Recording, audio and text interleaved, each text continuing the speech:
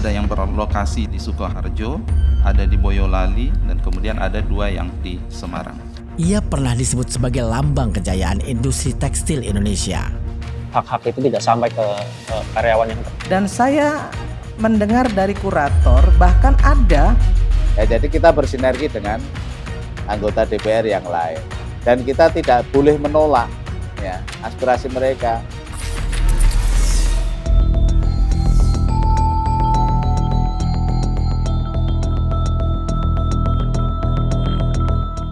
Indonesia boleh dikatakan sedang dalam kondisi darurat daya saing industri.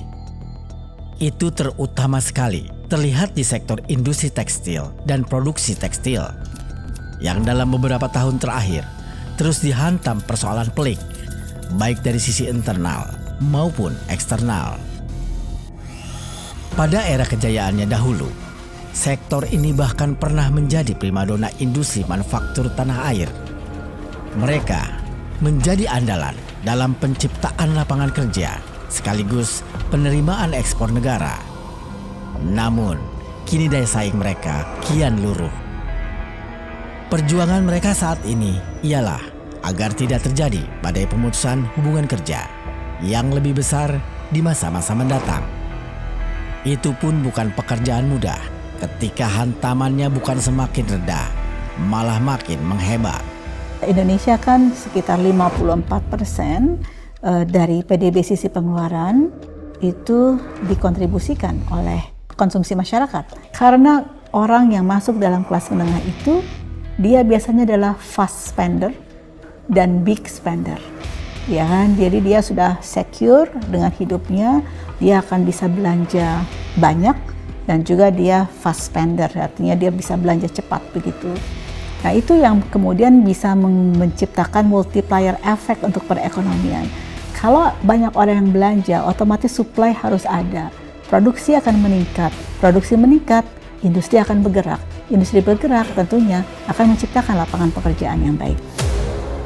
Dari berbagai macam pihak pelaku, termasuk pelaku industri, dari level pabrik kelas dunia sampai ke industri kecil menengah, ternyata terungkap salah satu yang mengkhawatirkan dan memukul industri TPT adalah impor ilegal.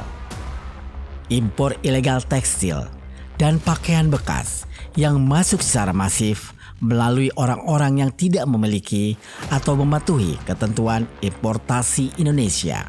Masuknya barang ilegal merupakan musuh kita bersama karena barang-barang ilegal inilah yang menghambat pertumbuhan industri kita, khususnya industri tekstil. Banyak UMKM tekstil pakaian jadi itu sekarang juga tutup gara-gara barang-barang ilegal.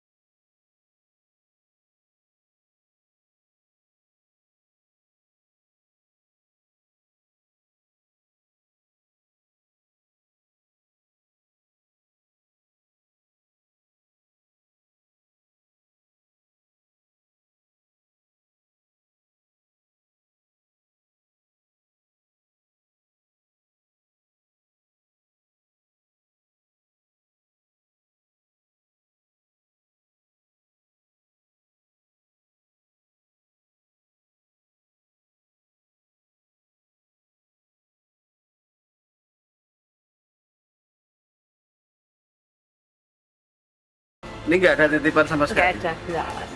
Kiai lewat nitipin mana? Ya nggak ada nih. Nggak ada.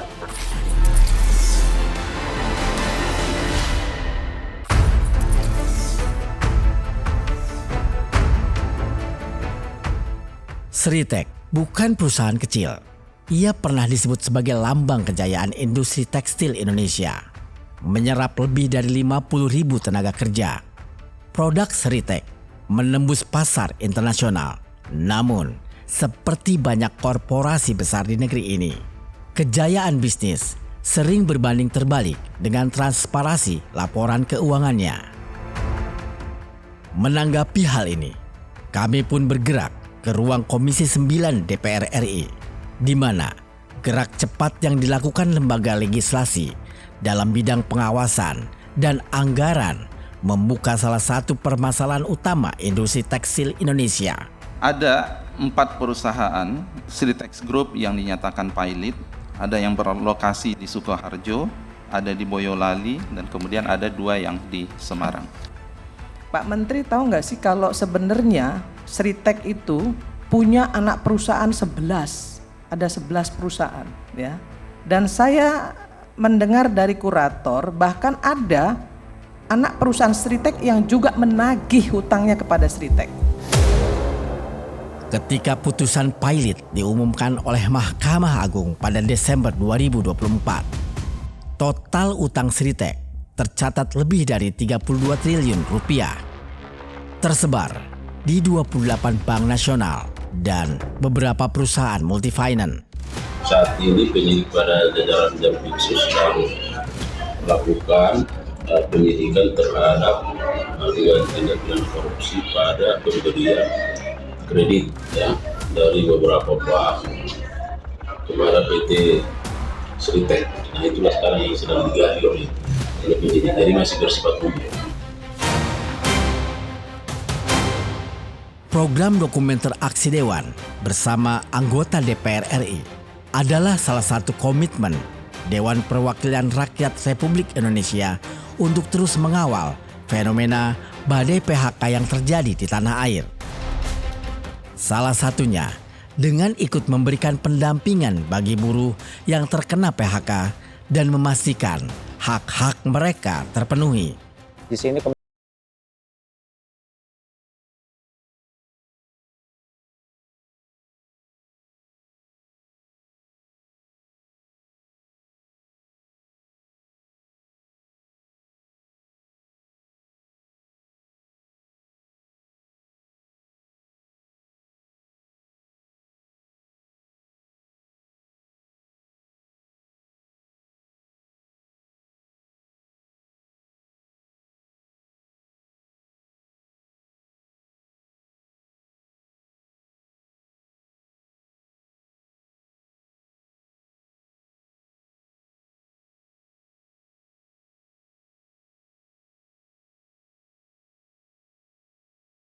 hanya di meja rapat suara wakil rakyat mencoba mendeskripsikan permasalahan yang ada melalui pendekatan legislasi. Di lapangan pun, aksi kedewanannya juga nampak nyata.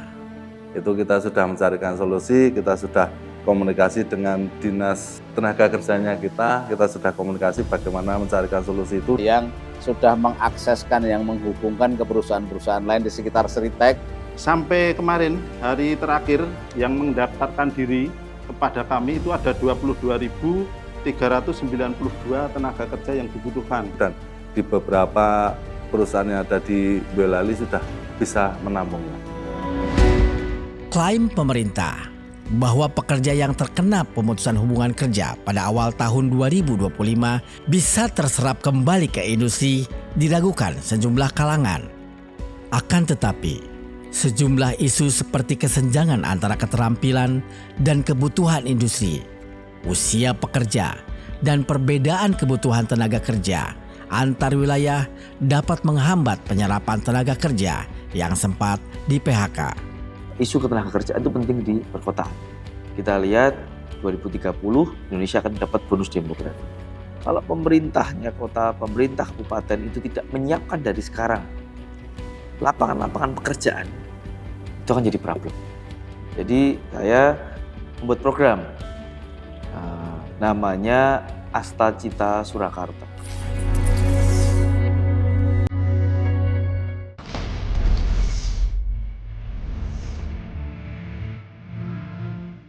Dalam mengimplementasikan tugas dan fungsi Dewan Perwakilan Rakyat Republik Indonesia dalam kehidupan rakyat Indonesia, upaya dan solusi terbaik dari Senayan melalui mekanisme perbaikan legislasi dan intervensi pada kinerja pemerintah selaku eksekutif menjadi prioritas para wakil rakyat dalam mengemban amanah suara rakyat.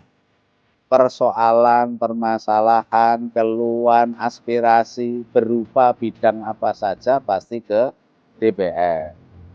Meskipun itu bukan bidang saya, ya kami berusaha tetap menampung mereka, menyampaikan aspirasi mereka kepada yang berkompeten. Ya, jadi kita bersinergi dengan anggota DPR yang lain dan kita tidak boleh menolak ya aspirasi mereka. Penutupan pabrik, terutama pabrik tekstil di Jawa Tengah, memiliki dampak negatif pada pendapatan asli daerah. Selain itu, PHK besar-besaran akibat penutupan pabrik juga berpotensi mengurangi daya beli masyarakat sekitar, yang pada gilirannya dapat menurunkan pendapatan dari sektor perdagangan dan jasa di wilayah tersebut. Nah, skemanya gimana supaya perusahaan tetap berjalan? Ada kemarin memang wacana disewakan. Disewakan itu saya rasa langkah yang paling masuk akal lah. Sewakan sehingga apa sih yang diproduksi? Kebutuhan tekstil di kita, garmen di kita masih besar. Catatan aja ya, industri tekstil peningkatannya 124% loh. Dibanding 2023, 2024 dan 2025 investasi pertumbuhannya. Memang ada perusahaan tutup, ada perusahaan tutup itu. Yang namanya orang bisnis kan pasti ada kerugian. Nggak mungkin perusahaan juga berjalan terus ada aja masalah. Tapi sesungguhnya kita juga harus optimis, banyak perusahaan-perusahaan investasi-investasi itu masuk.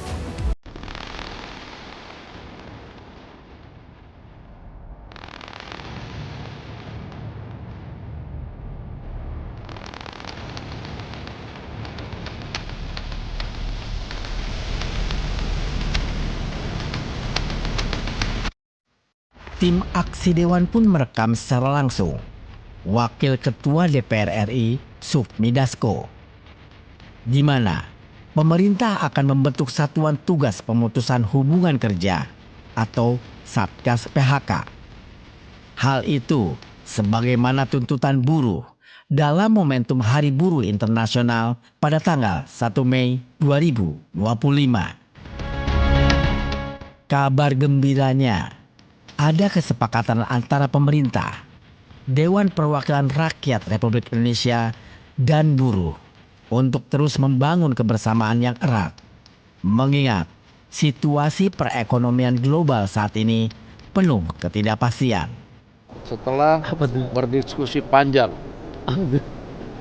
dengan para pimpinan DPR, Ketua DPR Mbak Puan Maharani, setelah May Day, DPR akan memulai pembahasan undang PPRT. Amin, amin ya Allah, amin. 20 tahun loh. Hadiah dari DPR untuk amin, amin, amin, amin ya Allah, amin.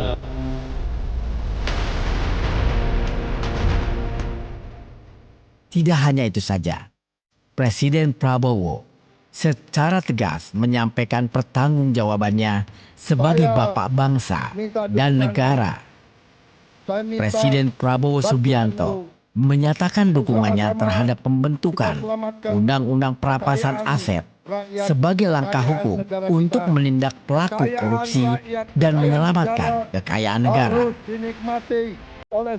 Kedepannya, Dewan Perwakilan Rakyat Republik Indonesia dan pemerintah akan meninjau kembali rancangan Undang-Undang Cipta Kerja yang tak lagi memuat beberapa ketentuan perlindungan buruh.